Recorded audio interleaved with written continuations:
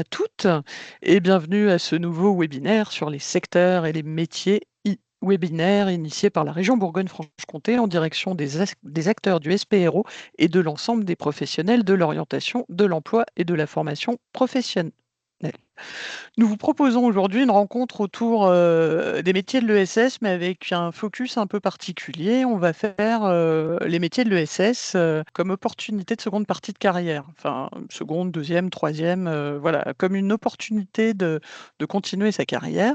Donc aujourd'hui, nos intervenants sont Monsieur Bollard, qui est le directeur de la CRES BFC, Monsieur Willy Cadet, qui est délégué régional de l'UDES, Madame Patricia Robb, qui viendra témoigner, qui est directrice des ressources humaines à la Fondation Pluriel, et enfin Monsieur Quentin Flubacher, qui est encadrant technique à la ressourcerie Douce Centrale.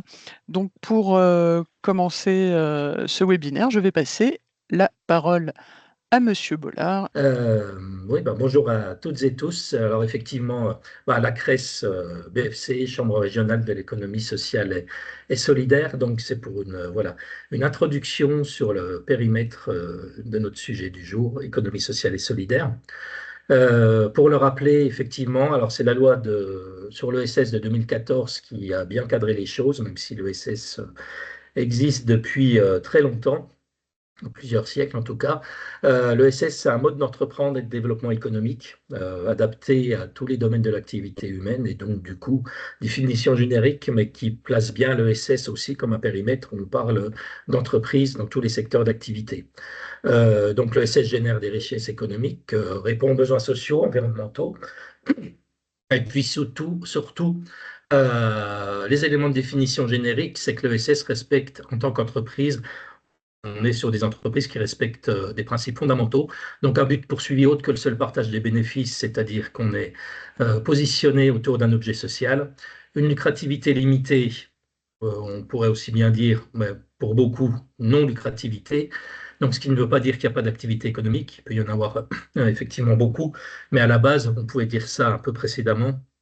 Euh, il n'y a pas d'actionnaire dans l'ESS, on ne rémunère pas des participations financières, on va dire. Alors limité, parce que dans le champ coopératif ou dans les sociétés commerciales de l'ESS, il y a quand même l'équivalent de rémunération, mais c'est très plafonné. Voilà. Et puis surtout, le principe fondamental, c'est la gouvernance démocratique ou participative, ce qui fait la différence avec toutes les sociétés commerciales. Donc, une personne, une voix, principe historique de la coopération agricole, y compris quasiment depuis le Moyen Âge. Et bon, j'ai déjà un peu posé les choses, enfin, en termes de structure qu'on va retrouver du coup dans l'économie sociale et solidaire. J'ai parlé de coopératives, mais il s'agit aussi des associations, des mutuelles, des fondations, et puis en termes de statut qui respectent ces principes-là. Et puis effectivement, depuis la loi de 2014, les sociétés commerciales de l'ESS qui respectent ces fondamentaux-là, donc qui se trouvent à devoir définir une utilité sociale, même plus spécifiquement qu'un objet social, avoir des éléments de gouvernance démocratique dans leur statut et effectivement réaffecter la majorité, largement la majorité de leurs bénéfices sur l'objet social. Donc voilà pour la définition générique. Je vais y revenir un peu après. Le petit schéma vous indique qu'on rencontre l'ESS d'un nombreux moments dans sa vie et même dans sa journée au quotidien. Mais déjà pour les données de cadrage, effectivement, l'ESS, elle représente donc dans notre région, Bourgogne-Franche-Comté, plus de 9300 établissements employeurs, hein. Voilà. Ça fait moins en termes d'entreprises. Il y a des entreprises qui sont multi-établissements, mais enfin, pour vous donner le dimensionnement et tout ça, ça fait aussi plus de 114 000 salariés, hein, simplement, avec un peu plus de 88 000 équivalents temps plein. Donc, on a peut-être dans l'ESS une proportion de temps partiel un peu plus importante qu'ailleurs, mais ce n'est pas lié en fait à la qualité de ESS ou pas ESS, puisque ça se caractérise surtout dans le milieu associatif et surtout dans les secteurs d'activité, mais j'y reviendrai après, où on a plus de temps partiel qu'ailleurs, hein. Voilà. Donc des rémunérations brutes, voilà, enfin, juste encore un petit peu avant, j'ai pas tout fini. On parle en milliards d'euros. On est aussi sur la proportion, au-delà des chiffres bruts, plus un peu plus de 12% en fait de l'ensemble de l'emploi salarié privé et public de la région, sachant que tous les employeurs de l'ESS sont des employeurs de droit privé, hein. Et effectivement, bon, les associations représentent les trois quarts de l'emploi, on va dire. Voilà, globalement.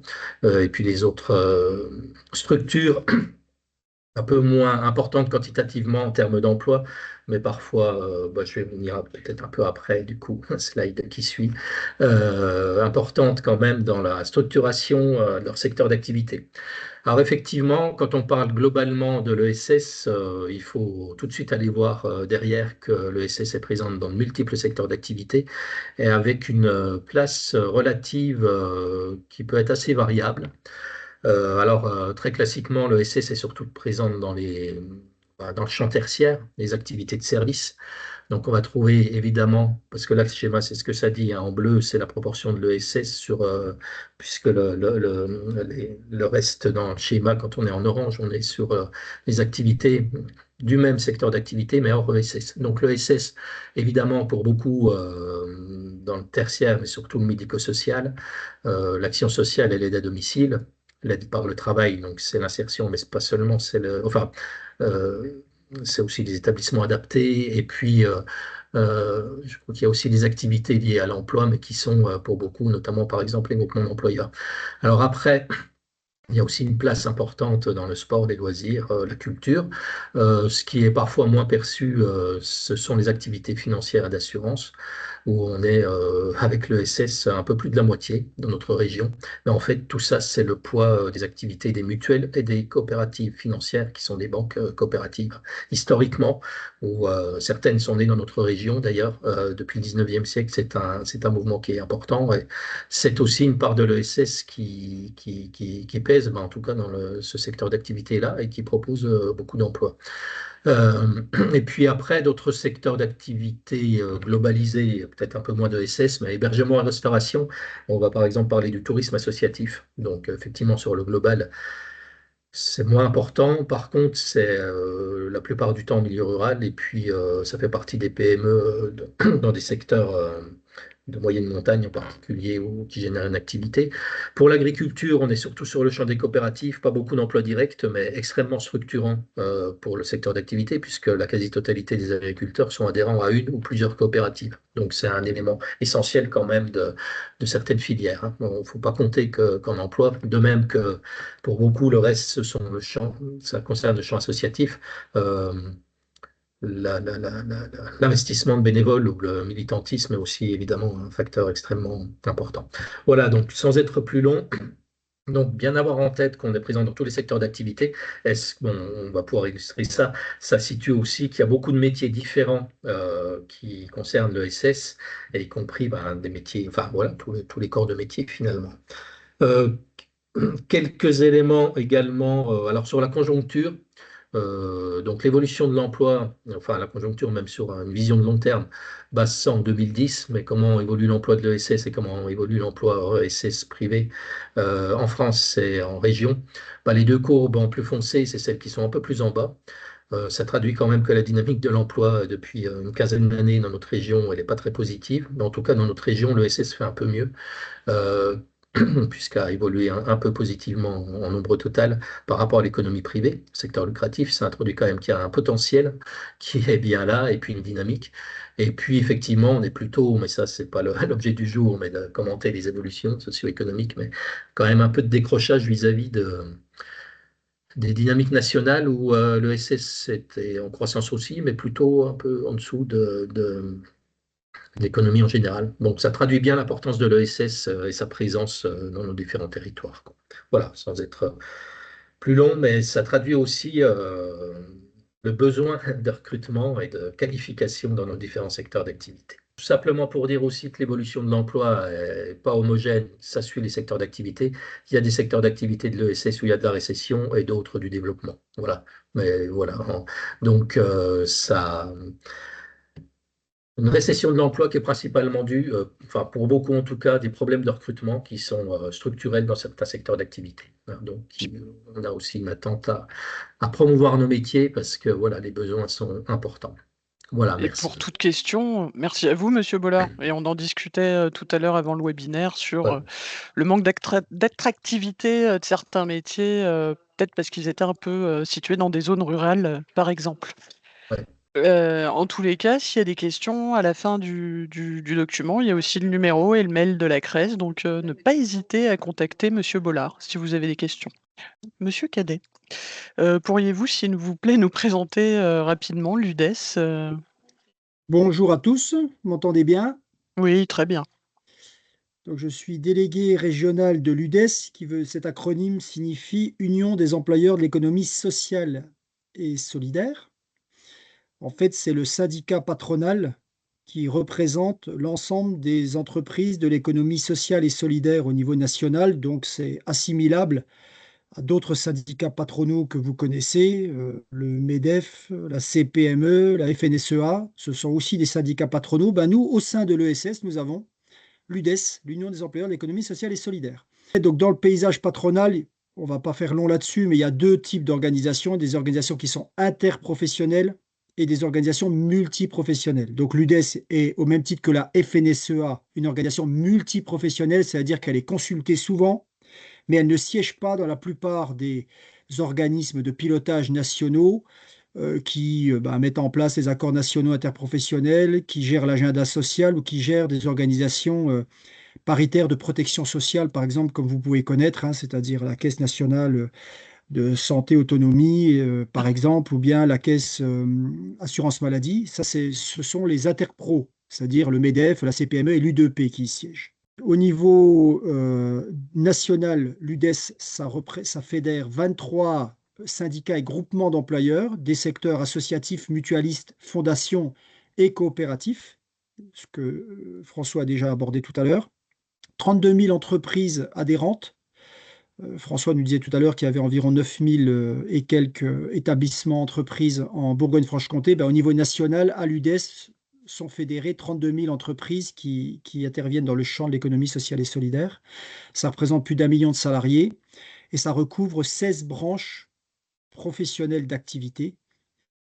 Donc les missions de l'UDES, et notamment celle que j'essaie d'assumer au niveau régional, c'est celle de fédérer les acteurs de ce champ d'activité, de négocier au niveau national un certain nombre d'accords interprofessionnels, par exemple sur l'égalité homme-femme, sur la transition numérique, par exemple, qui sont négociés au niveau de cet organe, de représenter les intérêts des différents adhérents, et puis d'exprimer des positions ou des plaidoyers, notamment dans le cas présent, au travers les discussions budgétaires qu'il y a au niveau national, parlementaire, projet de loi de finances de la sécurité sociale par exemple.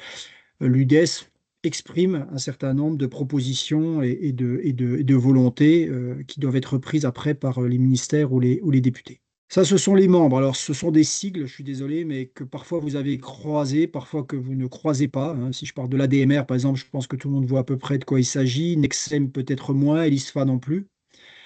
Donc, dans les acteurs associatifs, mutualistes, coopératifs ou fondations, vous avez des gens qui travaillent dans le lien social et familial, d'autres dans l'aide de soins à domicile, d'autres dans les foyers jeunes travailleurs, d'autres dans la radiodiffusion, les régies de quartier ou les établissements d'accueil personnes âgées, personnes en situation de handicap, par exemple. Donc, qu'est-ce qui font la différence entre nous et les acteurs du champ de l'économie classique? C'est ce qu'a rappelé tout à l'heure François, c'est qu'il y a un certain nombre de valeurs qui nous traversent et qui sont des obligations morales aussi par rapport aux dirigeants. Tout d'abord, chez nous, en général, quand on y vient, c'est qu'on cherche un sens au travail. Voilà, je ne dis pas que tous les gens qui travaillent chez nous comprennent le sens de leur travail, mais en tout cas, on s'oblige en tant que dirigeant à faire en sorte que les personnes perçoivent quel est le projet d'entreprise ou associatif et puis qu'ils puissent y adhérer. On s'efforce aussi, puisque c'est une ambition forte de l'UDES au niveau national, de garantir des qualités de vie au travail qui soient convenables et qui soient surtout en capacité d'évoluer avec les besoins des personnes. Par exemple, dernièrement, on a travaillé sur l'adaptation des postes de travail par rapport aux personnes qui passent 55 ans et qui doivent se maintenir en poste. Et puis, bien sûr, comme on est en ce moment sur les DUOD, sur les personnes en situation de handicap aussi, qu'on intègre au sein de nos établissements. On favorise les parcours professionnels des salariés, c'est-à-dire que chez nous, on peut y rentrer de plein de façons. On n'a pas forcément de diplôme d'État au départ. Par contre, on est formé, puis après, on peut évoluer vers d'autres sphères, en interne de l'ESS ou à l'extérieur de l'économie sociale et solidaire. On consacre une dimension démocratique importante dans la gouvernance de nos structures. Souvent, les salariés sont associés. Par exemple, à la DMR, que je connais bien, il y a un quart des postes au conseil d'administration qui sont réservés à des représentants salariés qui mènent la politique de l'association aux côtés des bénévoles. Un dialogue social et professionnel permanent, avec notamment un encouragement de politiques, pratiques managériales vertueuses autant que possible. Et puis une dimension de fond, hein, citoyenne, militante, c'est la lutte contre le réchauffement climatique et la mutation écologique des entreprises, qui est une nécessité sur laquelle on s'engage, nous, depuis très longtemps. Toutes ces informations, vous les retrouverez, centre de ressources de l'UDES, il y a les coordonnées qui sont mises là. Et peut-être pour faire le lien avec les interventions suivantes, en fait, ce que nous, on a comme volonté ou comme difficulté, plutôt, je devrais dire, c'est que souvent, dans nos structures, on dispose de postes de travail qui demandent des compétences, les mêmes compétences que dans le champ de l'économie classique. Donc sur des fonctions support, par exemple, en paye, en comptabilité, pour gérer les systèmes d'information, gérer les systèmes qualité également, ou en encadrement technique, qui sont assimilables chez nous à des chefs d'atelier ou des chefs d'équipe, et qu'on appelle des encadrants techniques. Et vous aurez tout à l'heure le témoignage de Quentin, hein, qui travaille au sein de la fédération ADMR du Doubs que je dirige, et qui, lui, s'assimile en fait à un rôle de chef d'équipe. Et ces chefs d'équipe, en fait, ils ont des spécificités techniques. Donc, ils peuvent travailler sur l'aménagement paysager, sur la menuiserie, sur la cuisine. Et ils accompagnent en fait des publics en insertion ou en difficulté vers un emploi durable, en tout cas vers une activité qui soit salariée. Et souvent, bah, quand on parle de l'ESS, on voit souvent les postes d'éducateurs spécialisés, de moniteurs éducateurs, donc de gens avec des diplômes d'État, mais pas forcément des fonctions support. Donc c'est pour vous redire qu'en deuxième partie de carrière, voire même en entame de carrière, on peut très bien choisir l'ESS plutôt que le champ de l'économie classique, sur les fonctions support ou sur des rôles d'encadrant technique. Du coup, c'est une très bonne transition, en fait, monsieur Cadet. Du coup, monsieur, Flubacher, on va commencer par vous et après c'est madame Robe, qui, interviendra et qui, parlera aussi de son expérience. Donc merci d'être, parmi nous aujourd'hui. Pouvez-vous, déjà vous présenter et nous dire exactement réexpliquer quel est le métier d'encadrant technique et qu'est-ce que la ressourcerie du Donc Doubs? oui, bonjour, Quentin Flubacher, encadrant technique à la ressourcerie du Doubs Central. La ressourcerie, donc on est une succursale dépendant de la DMR, donc comme ça a été expliqué. On est chantier d'insertion. Actuellement, j'ai 6 salariés en insertion au sein du chantier. On fonctionne aussi avec une base de bénévolat. Énormément, on doit beaucoup à nos bénévoles. Le but du chantier d'insertion de la ressourcerie, c'est la présence en déchetterie en soutien avec notre partenaire du site EVOM pour détourner des objets qui peuvent avoir une deuxième vie et puis seront vendus dans nos 2 magasins de seconde main qui sont situés à l'Île-sur-le-Doubs et Vaux-Mesdames. Et donc les salariés participent au relevé du fruit de ce qui a été détourné en déchetterie, à, à tout l'aspect un petit peu commercial, mise en rayon, étiquetage, ce qui concerne un petit peu la tenue du magasin, ainsi que des activités de livraison et de vide maison qu'on propose gratuitement aux personnes pour aller récupérer leurs dons. Voilà un petit peu l'activité de la ressourcerie. OK, merci et du coup, vous pourriez nous présenter rapidement votre parcours avant, d'être entré à la ressourcerie? Oui, rapidement, moi l'école c'était pas trop mon truc, donc je suis tout de suite parti, dans des petits boulots un petit peu dans la technique, donc bâtiment, espace vert, toutes ces choses-là.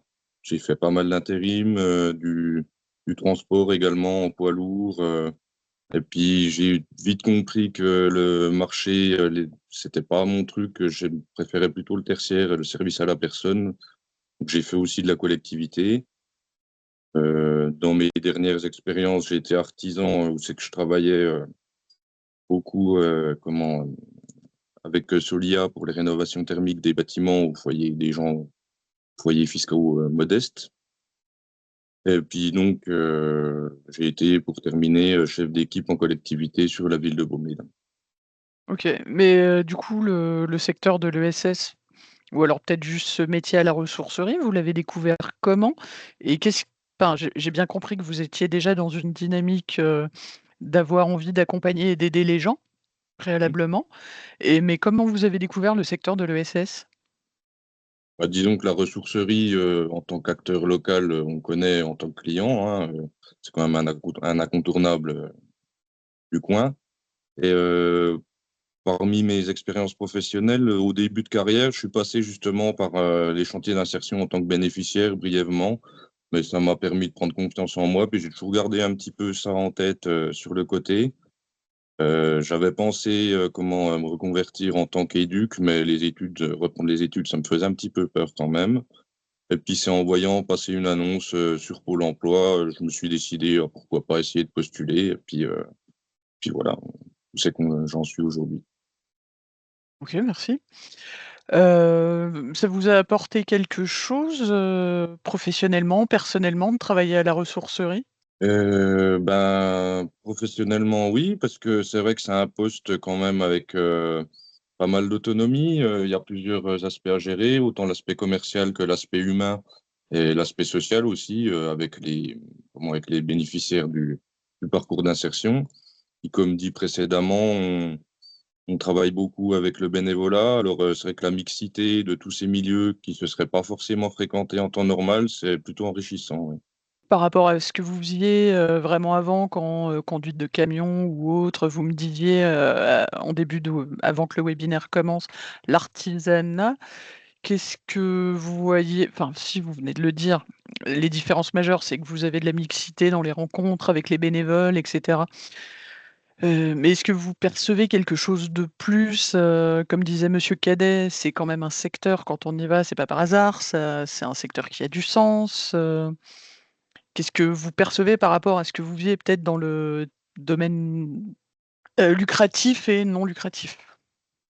Bah, il y a tout l'aspect d'accompagner, les salariés en insertion et puis leur permettre une montée en compétences et puis, leur trouver, ça peut être, je sais pas, au moins l'orientation, sur quoi ils veulent se diriger. Est-ce qu'ils veulent partir en formation? Sur quel domaine?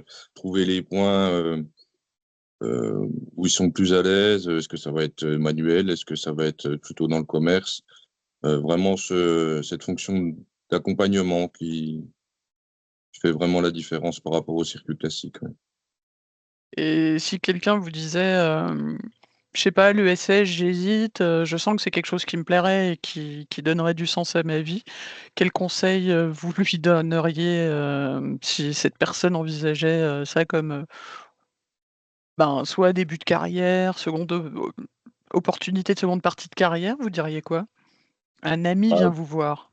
bah, pour le début de carrière, moi, comme, je vous ai dit plus tôt, j'ai pas fait vraiment beaucoup d'études, donc je pourrais pas, conseiller les structures et puis les écoles adaptées. Mais si pour moi, je devais conseiller quelqu'un qui devait se diriger vers un poste d'encadrant technique, c'est déjà d'avoir un bon bagage technique, une connaissance aussi du public cible et puis, de pourquoi pas, une période d'immersion pour, vraiment se rendre compte concrètement de la réalité du terrain, quoi.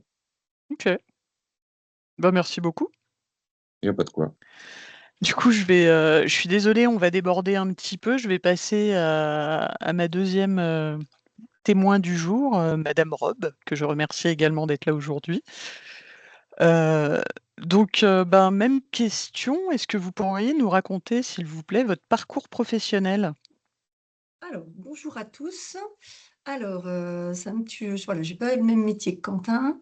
Alors moi je travaille, alors aujourd'hui je suis à la Fondation Pluriel, je suis DRH à la Fondation Pluriel, et moi j'ai démarré en tout cas, sur des études juridiques. J'ai un master en droit social et alors là moi je suis passée par plusieurs, secteurs d'activité. Donc j'ai commencé par, l'intérim. Ensuite, j'ai fait 9 ans dans le logement social. Donc là, on était aussi au service des personnes. Ensuite, j'ai fait du nettoyage industriel, tertiaire, logistique pendant 5 ans, donc toujours sur des postes de DRH, hein, je n'ai pas changé de métier. Puis, je suis partie 5 ans aussi à la Chambre de commerce et d'industrie, donc là, au service des entreprises.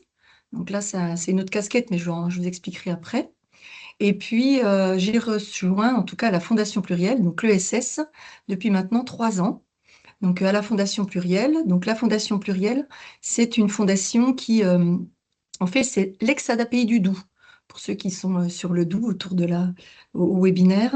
Donc, ça regroupe aujourd'hui 2000 salariés et on s'occupe de 6000 personnes en situation de handicap. Donc, nous, on est vraiment dans le champ du handicap sur 67 établissements, donc répartis sur tout le Doubs. Donc voilà pour mon parcours professionnel, donc 27 ans de carrière professionnelle dans les ressources humaines. Voilà. Donc on est vraiment, moi, du coup, je rentre sur les fonctions support, comme l'a dit Monsieur Cadet tout à l'heure, dans le SS. Voilà. Alors, le changement, pourquoi j'entre effectivement dans le médico-social. Donc moi, effectivement, c'est on va dire par une motivation personnelle, c'est-à-dire que ça me permet à chaque fois quand je change de secteur d'activité des nouveaux défis, des nouveaux enjeux.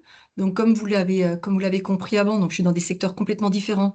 Donc moi, ce qui m'intéresse effectivement dans le médico-social, c'est que là, ça change complètement de besoins, d'enjeux, comme je viens de le dire. C'est la volonté, en tout cas, d'apprendre, d'acquérir de nouvelles compétences, notamment dans tout ce qui est statut du personnel, des professionnels, les nouvelles conventions collectives, leur application. Et puis, ce qui m'attire davantage, c'est accompagner des professionnels et des nouveaux professionnels. C'est-à-dire que sur le métier de DRH, voilà, on fait, enfin, c'est un métier généraliste, un DRH généraliste, mais du coup, on reproduit les mêmes activités au sein de différents secteurs d'activité. Et là, effectivement, on accompagne d'autres professionnels qui sont effectivement sur d'autres métiers d'accompagnement. Donc, ça n'a rien à voir avec mes métiers précédents. Alors, par rapport à ce qui a été dit tout à l'heure, moi, je découvre le secteur tout à fait par hasard. Donc, c'est aussi très intéressant de découvrir par hasard. C'est-à-dire que j'en avais entendu parler dans les médias, hein. Le SS, on en entend beaucoup parler. Mais c'est vrai que moi, on m'a proposé de rentrer sur un poste, effectivement, en médico-social, notamment à la Fondation Pluriel. Donc, je m'y suis intéressée, j'ai regardé un petit peu en quoi, voilà, ce que je pouvais apporter de mon expérience précédente, parce que ça, je pense que c'est ce qui est intéressant dans une deuxième partie de carrière. Et j'ai eu très envie de tenter l'expérience par rapport à tout ce qui a été dit avant, notamment par Monsieur Cadet, par Quentin, de l'intérêt, effectivement, de l'ESS. Donc, ce qui m'a séduit dans le secteur, j'ai envie de dire, c'est effectivement que l'ESS, elle répond à des besoins sociaux qu'on ne retrouve pas dans des entreprises classiques, telles que l'inclusion, la solidarité, l'aide à la personne. Et de fait, on place l'humain, l'utilité sociale au cœur du fonctionnement d'une entreprise, plutôt d'une structure, parce qu'effectivement, on parle moins d'entreprises dans ce secteur-là. En tout cas, ça m'a vraiment plu. Et ce qui est vraiment intéressant, c'est qu'on n'a plus d'objectif de rentabilité, mais c'est plutôt l'impact que ça va procurer. Et donc, on est plutôt dans un climat de travail qui est plus éthique, plus cohérent, avec des valeurs. Donc, effectivement, quand on rentre sur ce secteur-là, voilà, je pense qu'on peut mettre en avant ces valeurs. Et du coup, en fonction des valeurs qu'on peut avoir, effectivement, on s'y retrouve ou on s'y retrouve pas. Mais en tout cas, c'est plus en cohérence. Et puis, je reprendrai ce qui a été dit tout à l'heure aussi, c'est un secteur qui est en croissance. Voilà, les besoins sociétaux évoluent, augmentent, hein, le vieillissement, la transition écologique, tout ce qui est solidarité, inclusion. Et je pense qu'effectivement, c'est un secteur qui est en recherche, en tout cas de professionnels qui ont envie de s'orienter vers ces besoins-là. Donc, je suis la première en tant que DRH de dire qu'on a besoin de personnel. Donc, voilà, il y a beaucoup d'emplois, il y a des projets, il y a des opportunités intéressantes. Et rien que pour la fondation, donc on est 2000 professionnels, mais là, j'ai 70 postes ouverts. Donc, j'ai 70 offres d'emploi actuellement à couvrir. Alors bon, c'est vrai que j'ai beaucoup d'emplois dans le médico-social, donc de l'aide-soignante, de l'AES, du psychologue, etc. Mais par contre, on recherche aussi des fonctions support, des comptables, on recherche aussi des techniciens, puisqu'à la Fondation Pluriel, donc le secteur du handicap, pour être un petit peu plus précis, on a 3 pôles. Donc on a un pôle enfance-adolescence, donc là, on s'occupe des jeunes de 0 à 20 ans. Ensuite, on a un pôle accompagnement. Donc là, on héberge des personnes en situation de handicap. Donc là, bah, ça va jusqu'au décès de la personne accompagnée. Et puis, on a un pôle travail. Donc dans le pôle travail, effectivement, bah, là, on met au travail nos personnes en situation de handicap. Et ce qui veut dire qu'effectivement, bah, on a des métiers très techniques. Donc aujourd'hui, bah, nous, on va chercher des cuisiniers pour accompagner nos personnes en situation de handicap. On va chercher des techniciens de maintenance. On va chercher, donc effectivement, on a vraiment des métiers très techniques. Donc par rapport à ce qui a été dit tout à l'heure, l'ESS, effectivement, on a une opportunité et une diversité d'emplois qui est vraiment très, très, très, très importante. Voilà ce que je peux dire à ce stade. Alors après, j'enchaîne, Madame Perrin. Ne me posez pas les questions, mais j'enchaîne parce que j'ai à peu près préparé J'ai bien senti suite. que j'avais Voilà. même plus besoin de rien dire. Voilà. Et donc, par rapport à mes anciens postes, alors ce qu'il faut avoir en tête, c'est que moi, je suis sur une fonction DRH, donc c'est tout le temps à peu près les mêmes missions. La différence, effectivement, c'est que j'ai une approche qui va être... là, j'ai une approche différente dans le sens où je passe du passage du service aux entreprises au service aux personnes. Donc là, c'est un petit peu différent dans l'approche globale. Et ce que j'ai envie de dire, c'est que je ne vais pas forcément parler de mon métier à moi, mais d'une approche. Je suis dans une entreprise classique. Au fait de passer dans l'ESS, c'est que je pense qu'il y a 4 différences majeures à retenir. C'est la finalité du travail qui est différente, puisqu'effectivement, je suis dans une entreprise classique. Donc là, on va parler beaucoup de productivité, amélioration de processus, conseil, gestion, etc., gestion de clients ou autre. Dans l'ESS, effectivement, on est sur un besoin humain, un lien social, qualité de la vie, l'autonomie. On est vraiment sur quelque chose de très humain. Donc là, je pense qu'il y a la finalité du travail qui est différente. Le deuxième enjeu majeur, je dirais, c'est la nature de la relation qui est différente, puisqu'effectivement, dans une entreprise classique, on va être sur une relation contractuelle basée sur un besoin professionnel, dont les interlocuteurs, en général, c'est des clients, c'est des partenaires. Enfin, voilà, on est vraiment sur du prestataire. À l'ESS, on est plus sur une relation humaine. C'est l'empathie, c'est l'émotion qui parle. Donc, les interlocuteurs, c'est du bénéficiaire, c'est de la famille. Donc, pour moi, la nature de la relation, elle est complètement distincte. Le quatrième enjeu, j'ai envie de dire, c'est le sens qu'on donne au travail. Donc là, pour moi, effectivement, dans l'ESS, on est vraiment sur un sentiment de sens, d'utilité immédiate. On a un résultat concret dans la vie quotidienne des gens. Sur une entreprise classique, on est plus dans la satisfaction, effectivement, de contribuer à une organisation, voilà, au fonctionnement d'une entreprise. Je pense qu'on est vraiment dans quelque chose d'assez différent. Et puis, j'ajouterais aussi un enjeu qui me semble important, c'est peut-être les attentes vis-à-vis des professionnels. C'est-à-dire qu'en travaillant dans l'ESS plutôt que dans une entreprise un peu classique, parce que je reprends les termes qui ont été pris, c'est vrai que dans l'ESS, on est plus sur, voilà, le professionnel, il est dans des attentes d'empathie, de patience. On est sur, faut gérer de l'émotion, de l'accompagnement. On est vraiment, on est autour de ces domaines-là. Dans une entreprise classique, effectivement, ben, on va être, voilà, quelle est la rigueur, l'efficacité, les résultats, etc.